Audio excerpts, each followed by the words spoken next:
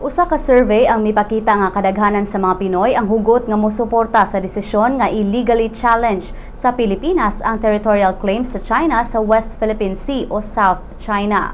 Matod sa independent pollster social weather stations nga 81% sa 1,550 ka mga Pinoy ang uyon nga ipasaka ang maong kaso atubangan sa International Arbitration Tribunal. Nagkanayon si Department of Foreign Affairs spokesman Raul Hernandez nga ang ligong suporta sa publiko mihatag og inspirasyon sa gobyerno nga ipaglaban ang teritoryo sa nasod.